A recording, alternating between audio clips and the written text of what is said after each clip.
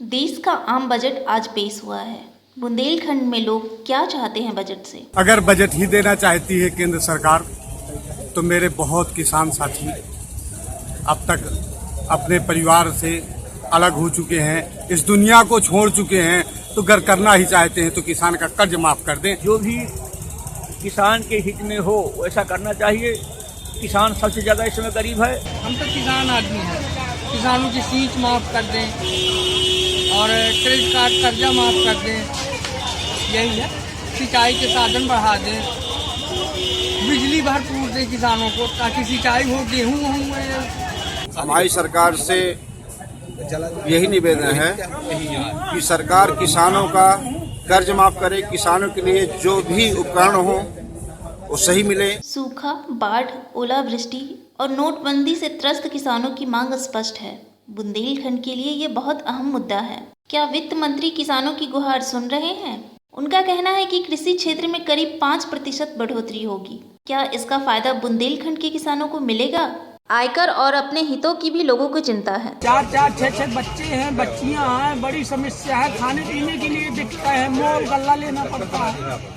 भगवान साथ नहीं दे रहा तो किस साथ नहीं दे रही। इसलिए मोदी जी से हम लोग यही उम्मीद करते हैं कि अच्छे से हम लोगों को जो है खुशहाल कर दें और अपना स्वयं खुशहाल हो जाए। व्यापारियों को भी छूट मिले व्यापार करने में। कैसी छूट? अब टैक्स नहीं कम में लगे ज़्यादा, कम से कम ज़्यादा से ज़्यादा लोगों को व्यापार करने का मौका मिले, जिससे मध्यम व्यापारी बच सके। जो मीडियम व्यापार है जिनका चल रहा है वो टैक्स के दायरे से बाहर हो। उम्मीद तो सब लोग लगाए रहते हैं ना कि हम लोगों को भी भाई कुछ ना कुछ मिलना चाहिए। नहीं ज्यादा मिलता है तो रुपया में कम से कम 54 तो मिलना चाहिए। आसरा तो दुनिया लगाए रहता है। काम कर रहे हैं तो काम का दाम भी तो मिलना चाहिए। चुनाव के ठीक पहले पेश हुआ बजट और वित्त मंत्री का कहना है कि ये ग्रामीण क्षेत्रों और गरीबों के हित में है। बजट के वादे क्या चुनाव के फैसले को प्रभावित करेंगे? इस बजट से किस पार्टी को फायदा हो सकता है?